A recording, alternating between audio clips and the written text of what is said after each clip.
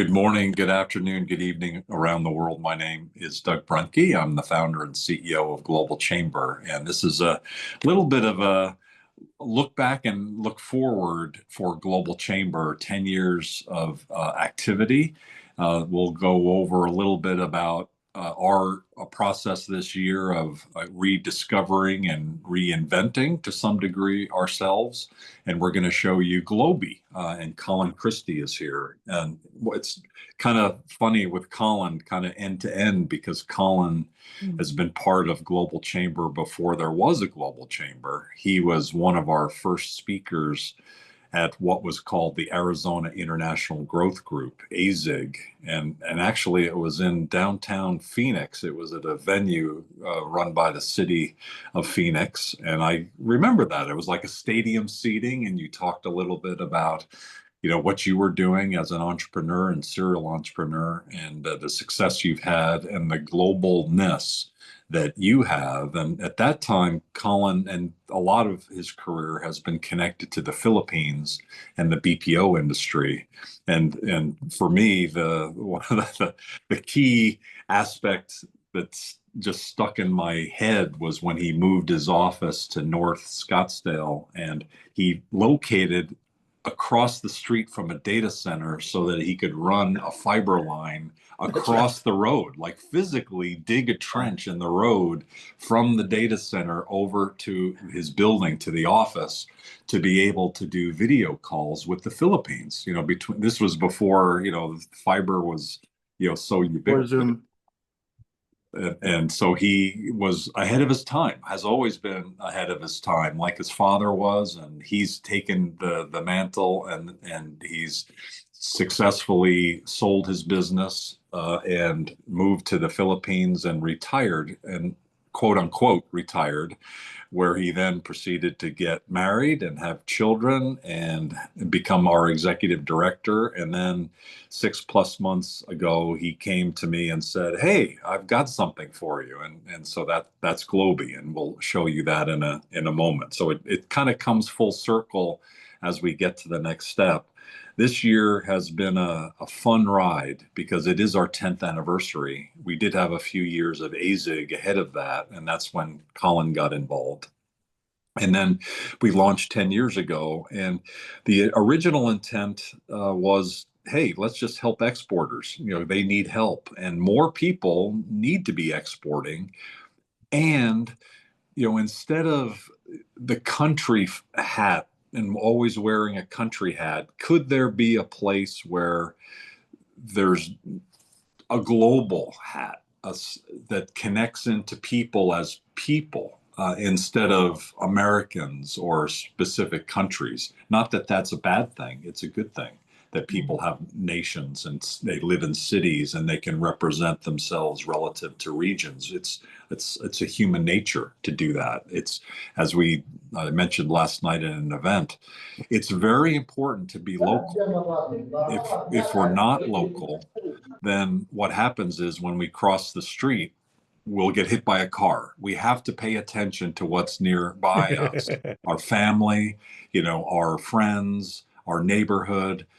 All things local are critically important, or we don't survive as a species.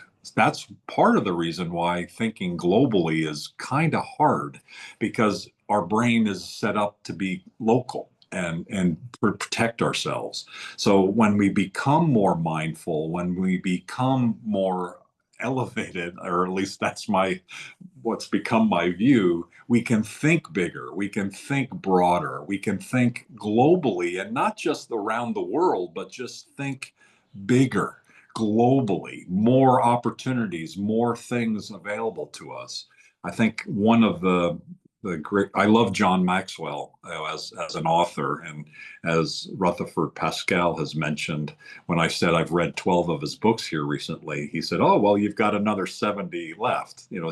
He's got a lot of books, and one of the great things that he talks about is, no matter what state you are in your life, you're always looking for more options, to have more options. So even if you're wealthy, in fact, if you're wealthy, the value isn't the wealth. The value is that you have options, you have different things to do. And that's a lot of what Global Chamber is all about is to get people not just to view the options and to see the options and to get out of just crossing the street, but to take the view and do something with it. And a lot of what our focus is not the proverbial like grow globally, blah, blah, blah. That doesn't really mean anything without context, without some action, without some path to get to the next step. And that was the original problem that I saw with the world and certainly with US exporters is,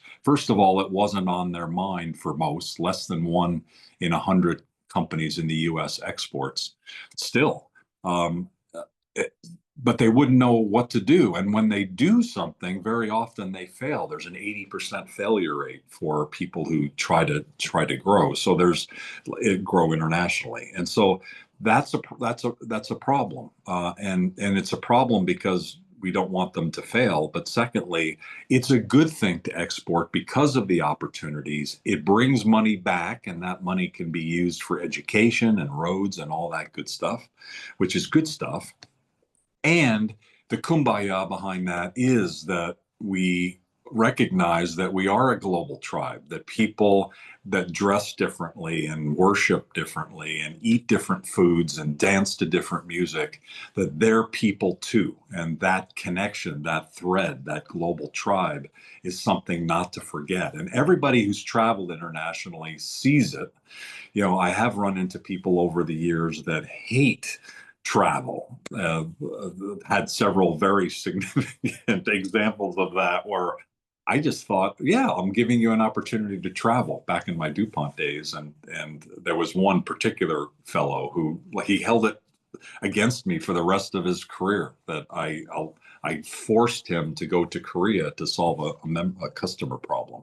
So there are people like that, but the vast majority of people are at least receptive to the world and to global, but they don't know how to process it. It's strange and it's different, and it's not a normal person who just welcomes all of it because it's different. It's not like who we are and what we are. So we have to expand our mind. We have to get above crossing the street. We have to think at a different level. And so, how do we do more of that? And how do we give people a path to be successful doing that? So, this year on the 10th anniversary, we've been doing some reviewing and rethinking. And are we on the right track? And what should we be doing going forward?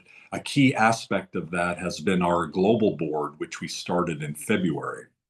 So February 11th, led by Dr. Sanjeev Kagram, who was the CEO and Dean of Thunderbird School of Global Management for 7 years.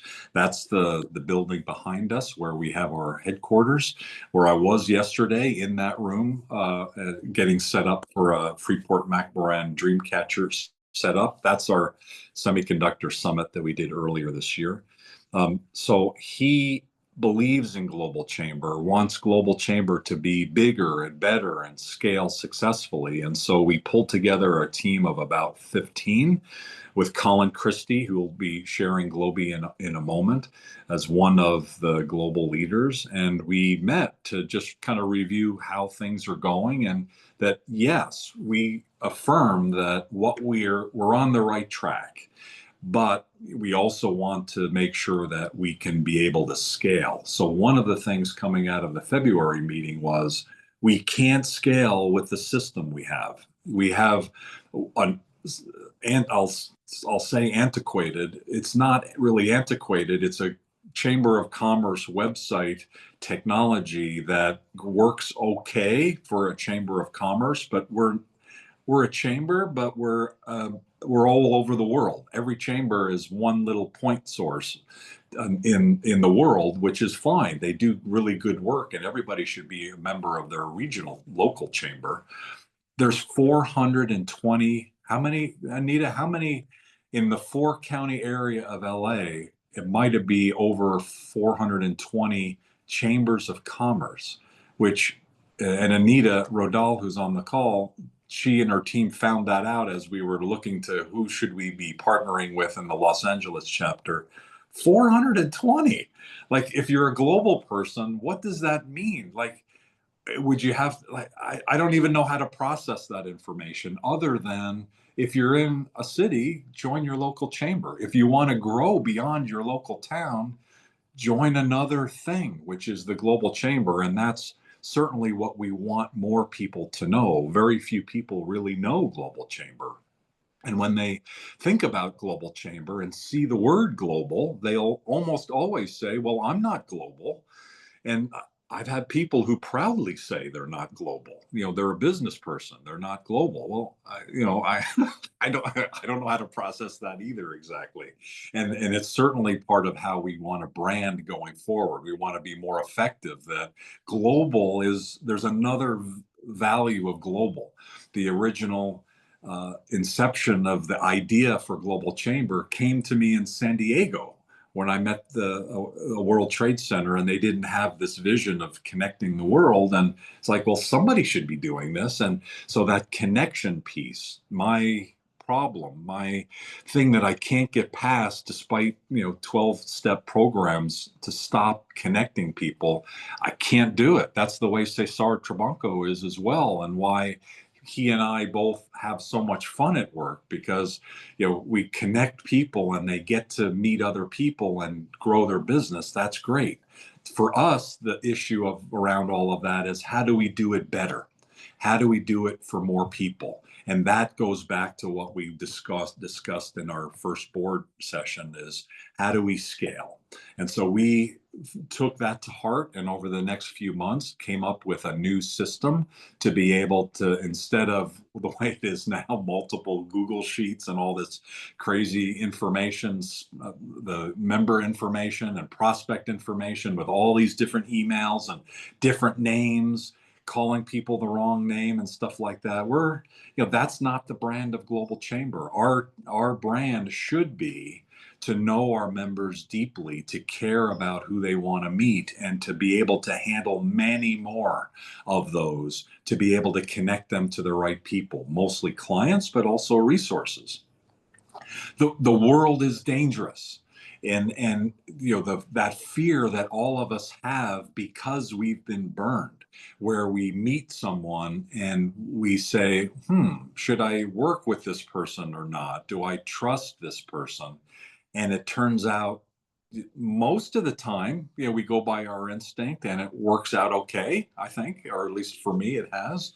And there are some times where it does not. And that's a really bad feeling. And then there's also those times where it's a little bit of gray zone, where it's like, it's kind of okay, but it's really not ideal. So how do we get those relationships better and more trusted? And as you all know, we talk about that a lot. We just want to be able to do it better.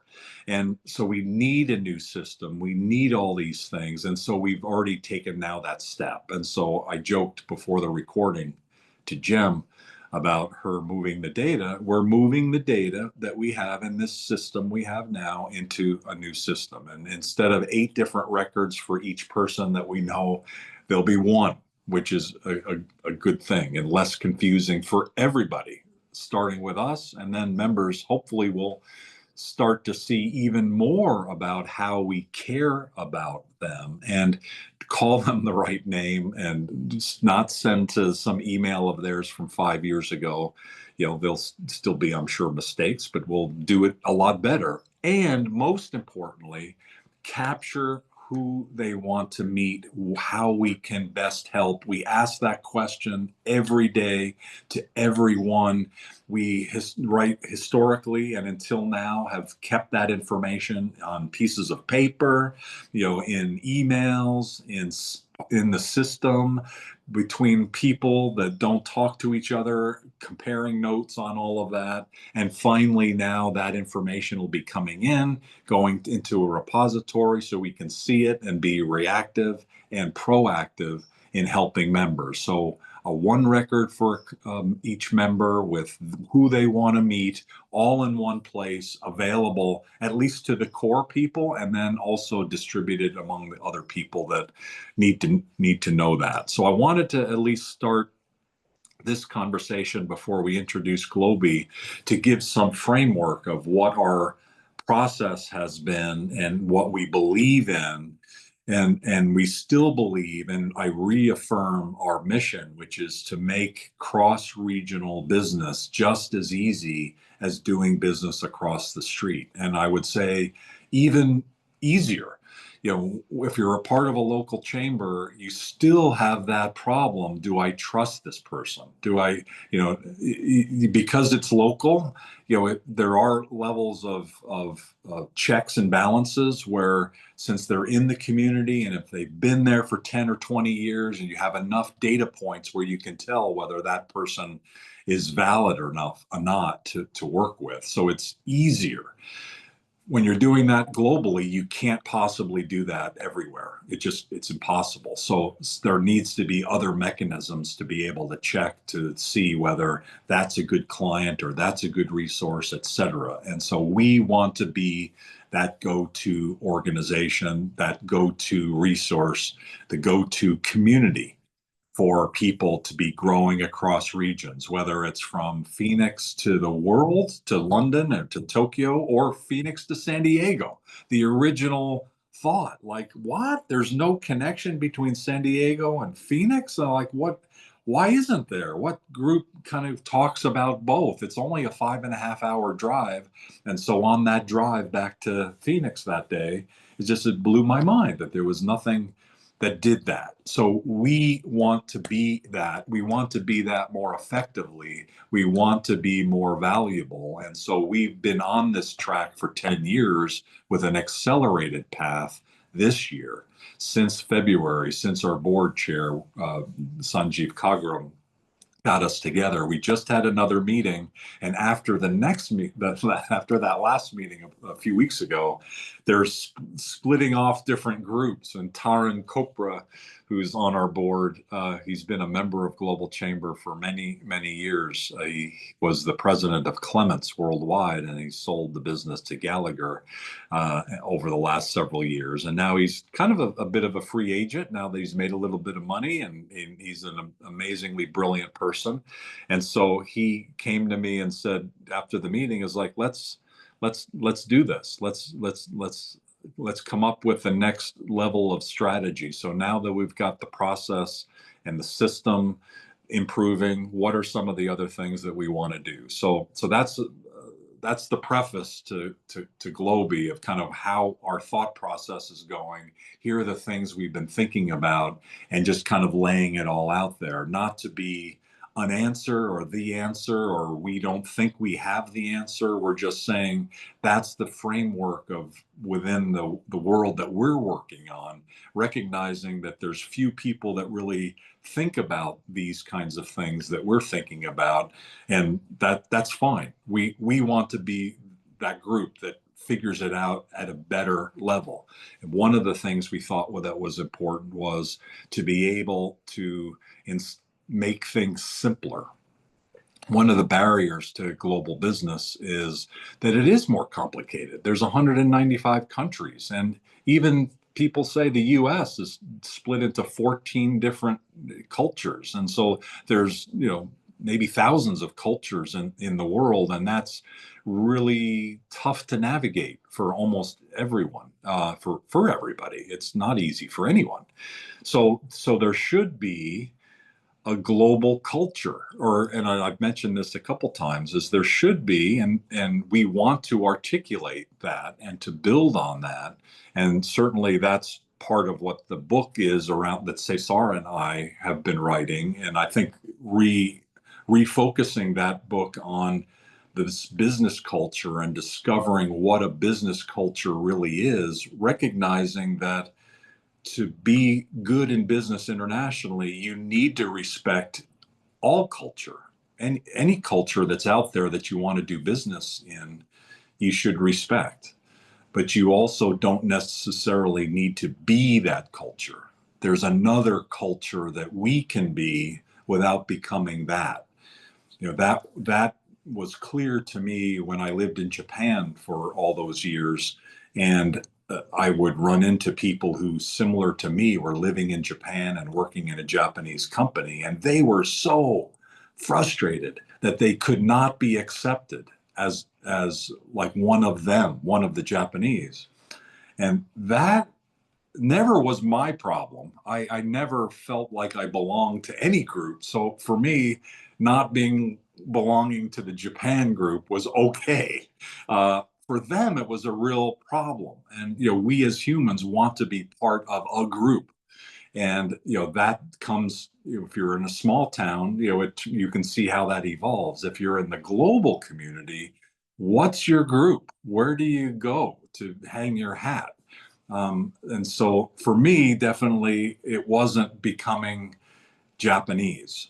Or it was becoming somebody who was working in Japan and being, moderately successful at it.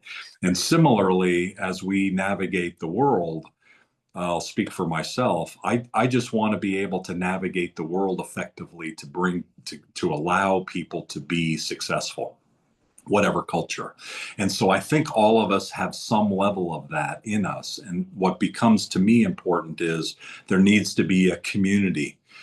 That's what we've been calling generally the global tribe, but I think we need to build that out. So I've already kind of made a call out to some of you, and some of you have already volunteered to be part of defining what a global community is and building that out. What is the professionalism and the ethics, and how do you interact with other cultures, and how do you interact with another culture when that culture is doing something that's against what you think is right, like treating women in a bad way.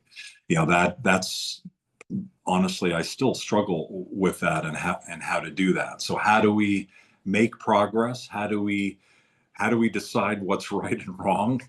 How do we proceed without being judgmental enough to be able to proceed, but also make progress in all of those things? And I think we can do all of that. I think we can grow our business and make connections and not have big failures, and have a community that we build and grow and recognize as ours, and one that is sustainable. And I do believe that it's sustainable, that globalness is not stopping. It's only going to continue. That what Kofi Annan said was that those who argue against globalization is like arguing against the laws of gravity. It's a pointless and endless battle to nowhere. It only can become more global, despite what politicians and countries might want to do.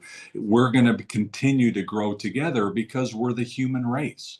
We're people. And the more people recognize that we're all tied together, the better we are collectively as a world, as an earth. And I think we have a role, we Global Chamber have a role to play in it. So that's kind of how I put a bow on it. Right or wrong, I just wanted to lay all of that out before now we introduce Globi. It's still only being used internally. We're not ready to hand it over to members, but we are interested in at least giving you an early view of this. This is what Colin Christie, who's our executive director in Manila, has put together. He's got a long history of technology leadership, including the technology companies that he had in the US before he, quote unquote, retired, and then headed to the Philippines and became a resource for companies in the Philippines and now from around the world on all sorts of technology issues. But he, in particular, has focused in on artificial intelligence and AI because that's the hot button. And so the fact, Colin, that you have put this together, we really appreciate it. And so today we wanted to give people a little bit of a glimpse of this and begin to get them to think about what the future capabilities are of a world within Global Chamber, that instead of all of these events, hundreds and hundreds of events, that suddenly I can now get these events, the ones that I'm most interested in, to me delivered in the way that I want them delivered. And all of these people in the world, millions of people, instead of feeling like it's all kind of random and it's some process that I have to go through and ask Doug and Cesar for this introduction, that suddenly, you've got a world where you can actually find people, be able to, that are in your target, and do it in a way that allows you to go and be more direct in terms of that activity. There's still issues regarding that because, as soon as you give people a database and contact to connect to people, what happens is those people that get contacted complain, and they feel like they've been spammed. And so we don't exactly know how to work through all of those aspects yet, but we do know how to make the connection. And Globi is a great way to do it. So, Colin, what do you think about all that? Does that ring the Yeah, resonate at all with you? And is that a lot of why you kind of 100%. put this all together? Yeah, that's this is a very exciting time. So I'll date myself. That's my original Macintosh from 1983, and I ran it. Yeah, and you can't see my rig that I have now, which is a lot more powerful. In fact, I did a back of the envelope calculation a couple of days ago that if I take the amount of memory that was on this computer at the prices that it cost, and I ramped it up to the memory that I have on this computer that I'm on right now, it would have cost $1.8 million for that memory Wow. back in 1983. Thank God for Moore's Law. Yeah, Moore's Law. So we're in a very exciting time. AI, this is sort of a timely topic, of course, in general, but particularly timely today. I don't know if you're aware, but yesterday, Sam Altman at OpenAI announced the new ChatGPT 5, version 5 that just came out. And the way he described it was ChatGPT 3, which came out 3, 4 years ago, was like having, a high school kid, you know, in your pocket on your phone. And then ChatGPT 4 was like having maybe an undergrad, and ChatGPT 5 is like having a PhD, at your disposal on any topic. Um, so actually, you might be saying, well, gee, why do we need, Global Chamber to have its own AI if you have those powerful tools? And there's a lot of reasons, and probably the most important one is curation and trust over the information, right? So one of the things I always tell people to be careful when you're on all these AI platforms. I'm a huge evangelist for AI, but I always warn people, be careful because they still hallucinate the information, you have to double check. So what we wanted to do was create a trusted source of information that also was curated around the kinds of information that our members would find useful. So let me just screen share and I'll just give you kind of a sneak preview here. Like Doug said, we haven't yet rolled this out outside of the executive directors. But by the way, Doug, I can't resist. I'm going to flash this up for you real fast. You see that? Oh my goodness, that was it. 2009. Oh my God. So it was, February 2, 2009. That was my wow. ASIC presentation in Phoenix that you mentioned Wow. So it was earlier. over And 15 years. yeah, And and I still have it in my archive. But anyway, so the idea behind Globi is that we can, so the brain, what they call the neural network that powers like ChatGPT or Google Gemini or Anthropic's Claude. You have all these different AIs out there now that you can get for free or $20 a month or $200 a month or whatever version you're on. Um, there's a amazing reasoning engine or brain inside of those AIs that are accessible to you when you use those tools directly from those companies. But the good news is they also, in a business to business approach, make that AI brain, quote unquote brain, available to developers. So we can build our own tailored custom applications, and we're using the exact same, right? So on a relatively modest budget, we can still tap into a multi-billion-dollar AI brain, but we can tailor it to our own needs, right? So the idea behind Globi is that we can have a knowledge base that we curate, and we can state with 100% confidence to our members that when you interact with Globi, it's only going to present information to you that's been curated and vetted by us. So there's that trust factor. And so what kind of information is going to be in there? Well, I think the one that, Doug kind of teased earlier that we're most excited about is that we're going to, of course, for privacy reasons, it's going to be an opt-in type of system. You're going to give your permission to say, oh, I'm going to provide certain information about what I'm looking for in my global growth and expansion and also what sorts of people I want to contact me, what sorts of people I'm looking at. If you can provide that information to us and give us permission to use it, then literally other members of Global Chamber, when they're talking to Globi and they're asking a question related to something that you offer, they can say, if I just pick someone here on the call, Carla, might be someone you want to talk to. Would you like to make a connection? And we're actually very interested to get feedback as we start to roll this out from all of you as to how that connection process works. One of the things we're toying with is that we could have like a messaging or notification type of system from Globi itself, right? So in that instance, for example, Carla, you know, Globi suggested to someone that contact you, maybe you get a notification and then you log into Carla and then it tells you, hey, this guy Colin in Manila is interested to connect with you. And you say, and then this is the nice thing about the trust because then you can say, well, who is this person? And you can ask, right? And then Globi's can say, oh, well, he's the executive director in Metro Manila and here's his background and whatnot. And here's what he was asking about.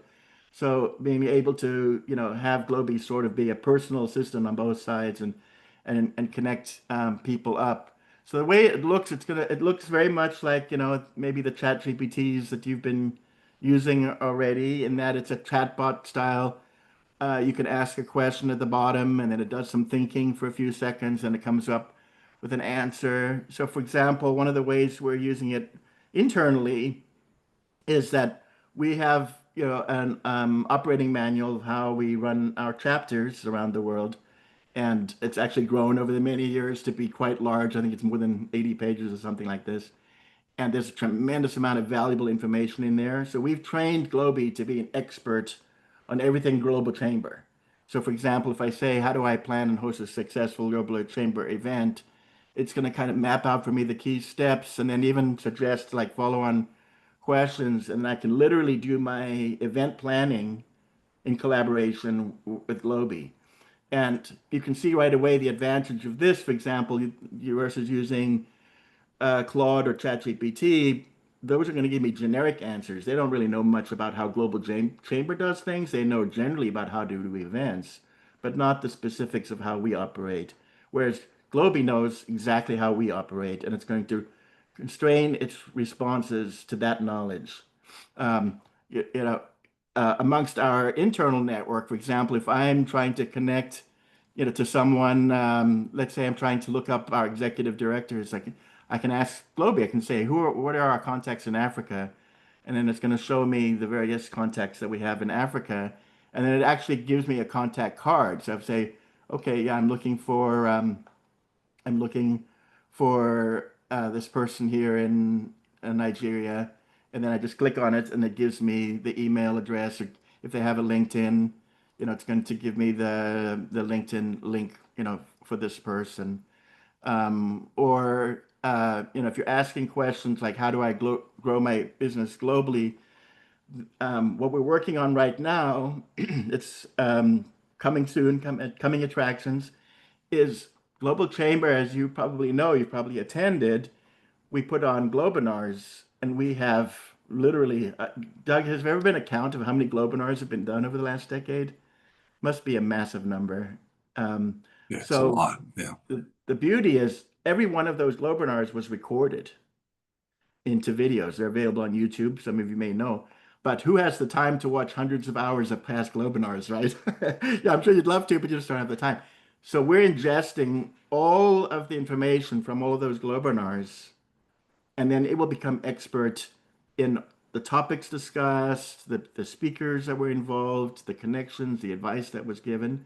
And so this is what I mean by trusted, curated, trusted information that it will be expert in handling. So um, I think that gives you, the idea. As I said, we also believe a lot in transparency. So anytime Globi gives you an information, there'll be a citation bar that you can click here, and it'll give you basically a link, and you'll be able to get an excerpt, and it'll show you the full text of the source that it relied on for that information. So it might be a transcript from a Globinar, it might be some sort of PDF resource that we uploaded or something like this.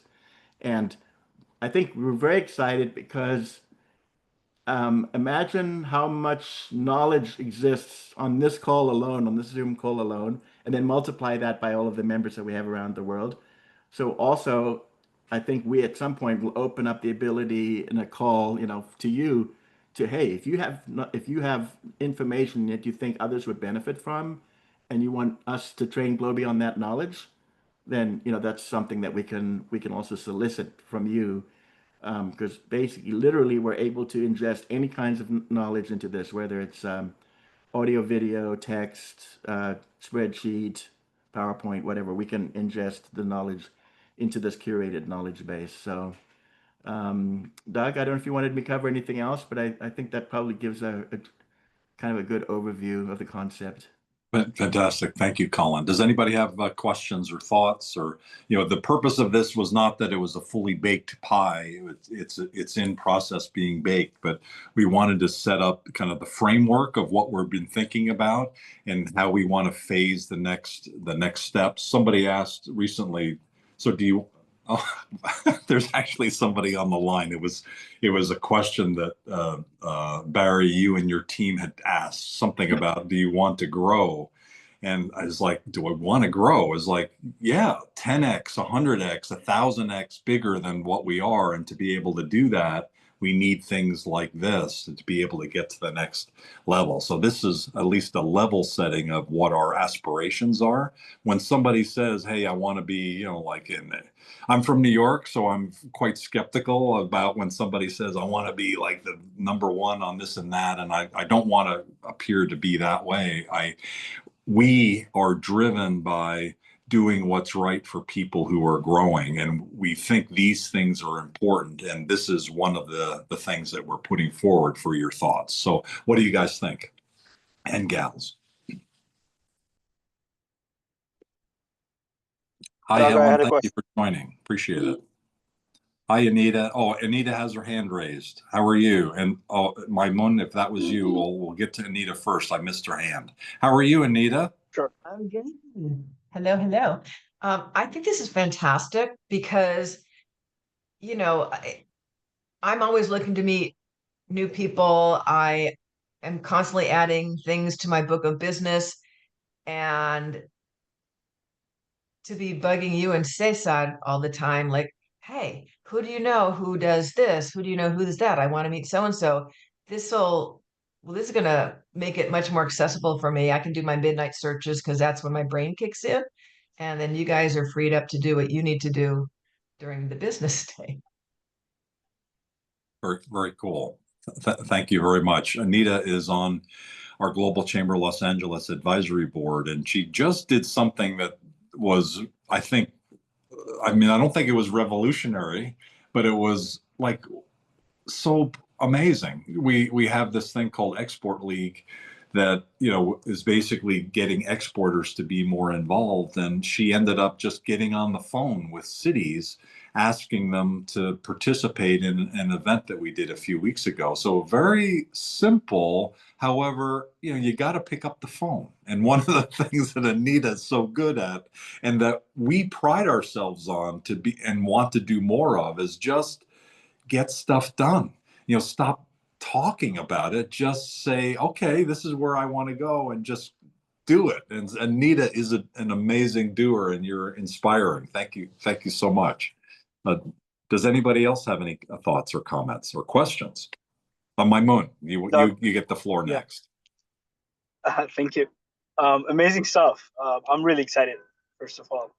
I had a question. So basically, does Globi kind of answer a query like, hey, I'm in this line of business. Where would my ideal market be? Like, or where can I, in which region could I meet so and so contacts for me to do business based on this profile? Does it do anything like that? Well, the latter for sure.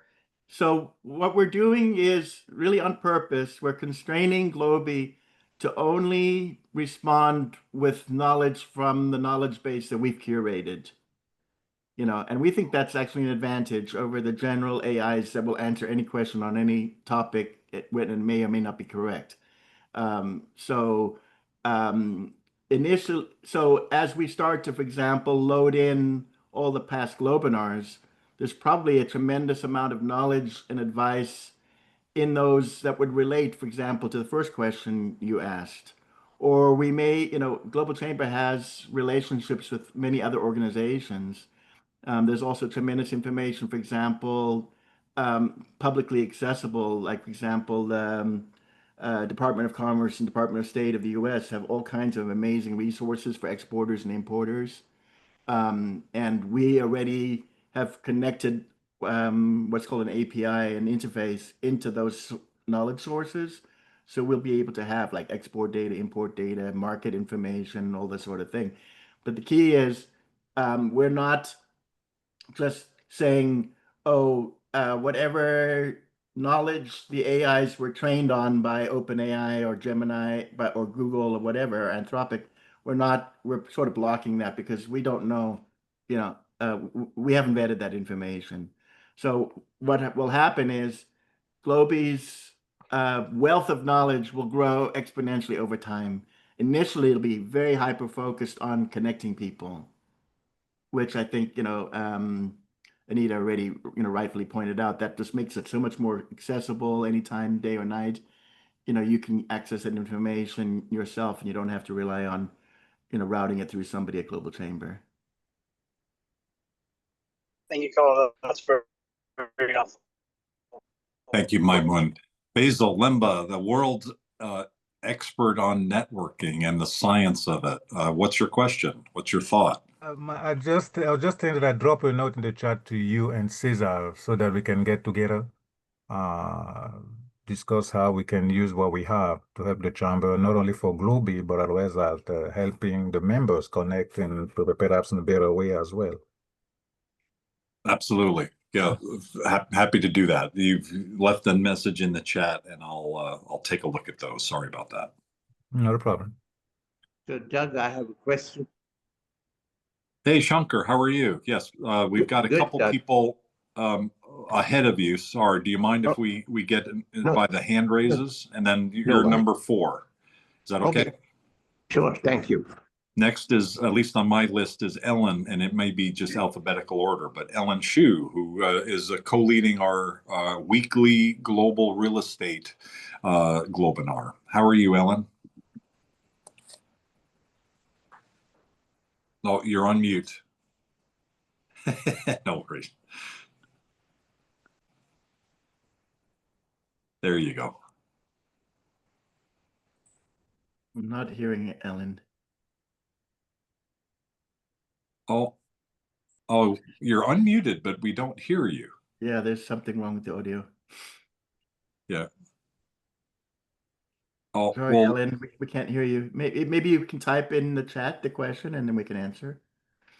yeah, or log off and come back on. Maybe it's one of those kind of deals, or it's a setting for sure. While you get that fixed, we'll continue to go around the room. And Ruby Golo has asked a question. Hi, Ruby, or has a comment. How are you, Ruby? If you are doing business in Africa, talk to Ruby, especially Ghana. Hi, everyone. Great initiative and glad to be part of it. My question is, do we have an element where we can have a stop list? We all work as trusted colleagues within the community, but we do come across some bad nuts along the way. And how do we flag that up so that people are aware? So I'm just wondering, is it possible we could build something in as a stop list to put details of some experiences that we may encounter when we are doing business globally? Thank you. Yeah. Wow. Well, Colin, I don't know if you have any thoughts about that, but I do, although I don't have an answer, and maybe this is kind of the answer. There are people who are in the gray zone, and then there are people in the red zone. And there's not too many, but there are some. And Ruby and I talked about this the other day in another call where, somebody that seemed to be okay to me, she gives me the lowdown. Like, here's what they are, and here's how, or she didn't say it that way. Like, here's here's what I saw them do, and this is not appropriate behavior. So this is curated, Colin, right? So we can remove people from the Exactly. list, Yeah, right? exactly. And Yeah. and I don't know how ethically, and maybe it's not Sorry, go ethical for it.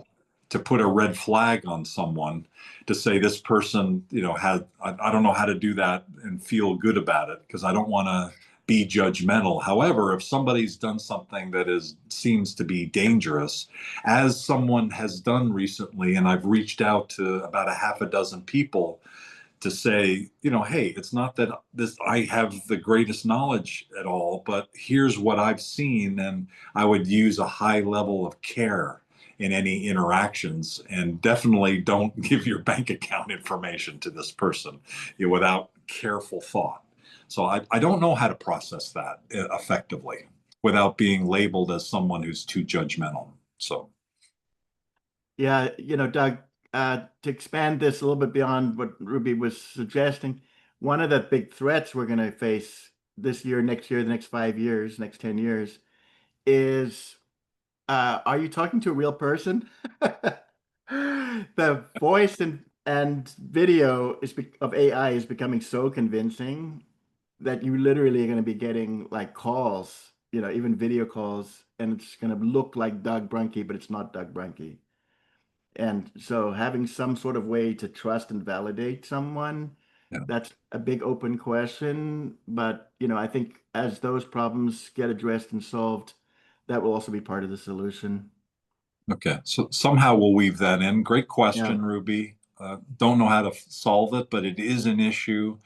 It's honestly something that has bothered me, especially this year. There've been just a few cases, like the one particular one is like, how do we deal with these people? Because that's one of the big problems. And Ruby, you see that all the time. There's people you just don't want to introduce to other people, and we'll address it. We don't know how exactly yet. Carla Watt, how are you? Welcome. What thoughts do you have? Hi.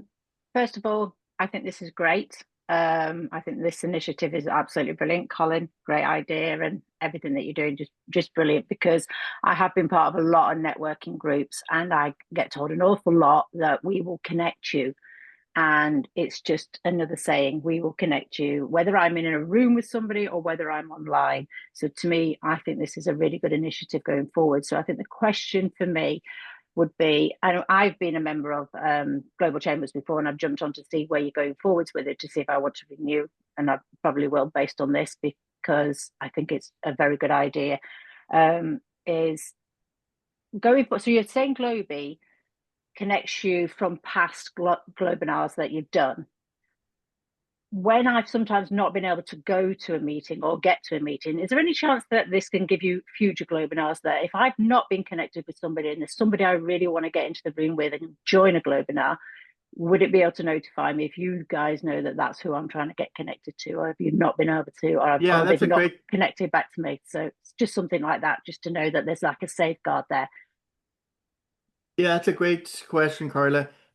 Our vision, and I have to put a caveat, this is something we're going to work towards. It's not going to be overnight, but our vision is that as you use Globi and interact with it more, it it becomes more knowledgeable about what you're looking for, and then it already knows all the information in its knowledge base. Everything is curated, connections, events, and things like that.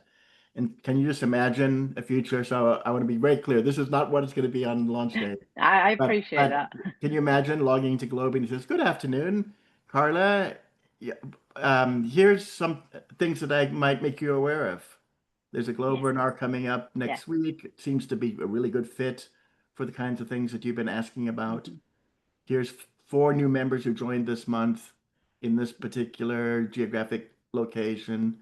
Probably these are people you want to know."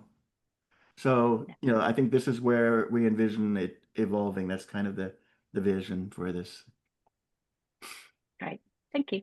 And last night or yesterday, we had an amazing event, the ninth annual Women in Global Leadership in Phoenix. And there were a couple things that came out of that. Number one is, why have I not insisted that all of our chapters do that event? I'm an idiot, because that is such, for 9 straight years, every time it's so amazing. It's the best thing that we do. It was just extraordinary. And I kicked myself for not being more, I explain it to people and they say, oh, that sounds nice. It's more than nice. It's amazing.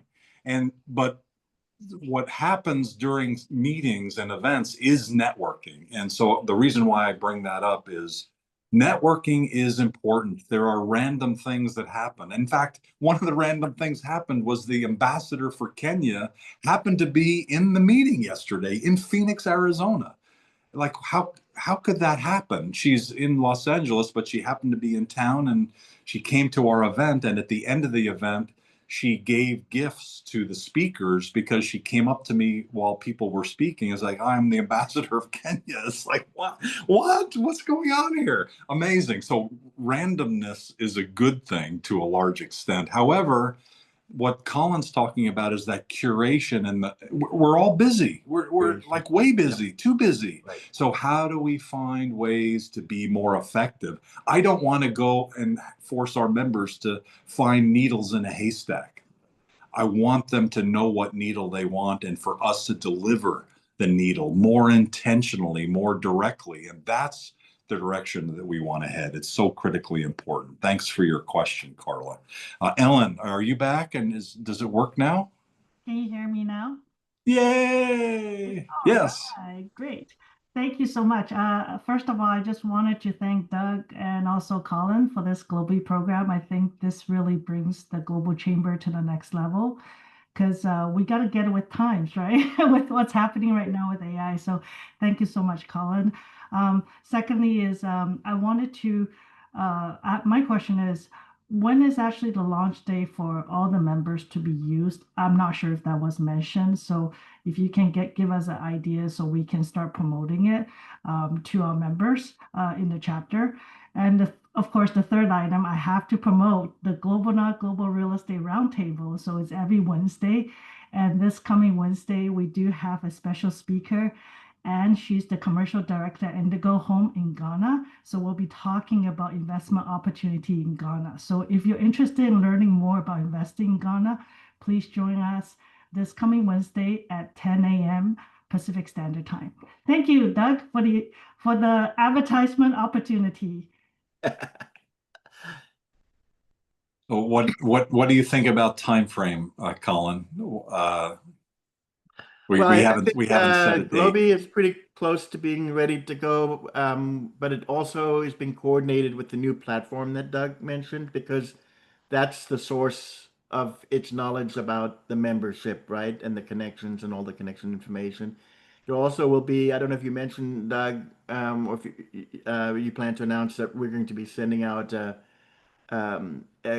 questionnaire for people to have an opportunity to update their information into the new platform, correct? So I think the next thing that will happen is literally within days. So we're not talking months. Within days, the request will go out for people to update their information. That will then lead to the launch of the new platform, the new membership platform. And then the hooks are already built for Globi to be able to ingest that information as soon as that's done. So I think we're just talking, a few weeks. It's not a very long period of time.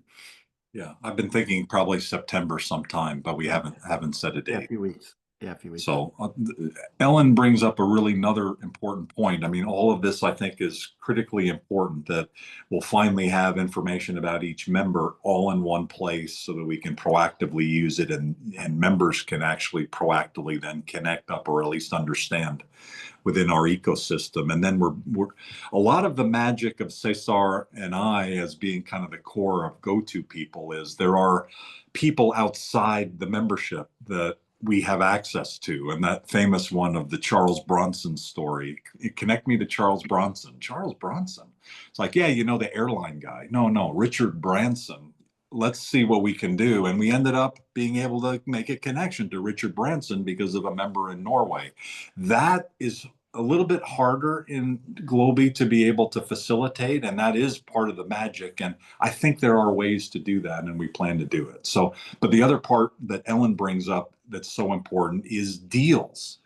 That and her focus, and Jim Huang, who have been part of this weekly and are leading the weekly global real estate conversation, their focus is on deals and the platform to be able to do those deals. And so we're a little bit far away from actually talking about what a platform would look like, but we are working on a platform to get deals done.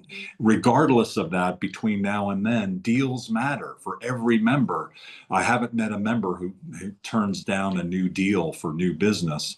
You know, they're selective in different ways, but that is what drives us. We want to make connections that create some positive action. And so also want to let you know that that is a key focus. We are working on a platform or platforms. One of the areas is in the real estate area, and we'll have more to talk about that soon as well. Thanks, Colin. Barry Berman. Yeah, we're at the top of the hour, so we're going to go over a couple minutes, maybe. So Barry, please go ahead, and then we'll wrap Colin up. and Doug, do you have some kind of plan to train people in this? You know, to a quick way or a short video or something that gets them up on board, and you know, like an onboarding. What do you think there'll be a training required, Colin, or are we just going to make it intuitive? Yeah, I think because it's a chatbot, well, first of all, I think the good news is the idea of interacting with AI chatbots is starting to become, not quite ubiquitous yet, but quite spread out. I was quite shocked yesterday to hear the statistic from Sam Altman. He said 700 million people now use ChatGPT weekly. And 700 million people. That's not a lot yet, but it'll. Yeah, I know. I know exponentially. there's 7-8 billion people, right? So it's only 10%. But that's up from 0 3 years ago, right? So that's a pretty steep curve. So the beauty of the AI is that versus the old style software could only ask things that it was programmed to answer. It's very adaptive. So when you talk to it, you literally can say, "Well, I don't understand that," and it'll say, "Oh, let me explain it this way." I mean, you can literally just interact with it, and and it's going to. Well, and Colin, I also think it's really critical that the information being delivered to us is accurate, and it's our responsibility, not 100%. yours, to check on that. Something to really Yeah, educate. and we will have a feedback mechanism too. So if anyone who sees information wants to flag it, we'll have a little flag button, and then you'll be able to flag it, and then it'll trigger it back to us for review. Okay, that's what I have, Doug. Thank you, Barry. Thank you, Colin. And sorry, Jim, I thought that what was next was a Global Chamber internal meeting, but now I see your message. It's a Globinar. We have a Globinar starting right now on marketing, and it's a really good one. Meg Seitz has been doing a global marketing conversation every month, and she's been talking about what's your purpose, and she's got 2 people around branding for yourself and your business and how all that mixes together and how do you use that to be more successful. So sorry, Jim, I kind of fell asleep about that. And so we need to jump off. Thank you all for listening. Really appreciate it. And if you have other comments or questions, and please let us know, and you'll be hearing more. Thanks, Colin. You're amazing. Bye, everybody. Bye, everybody. Take care. Bye, everybody. Hi, Marco. Thank you.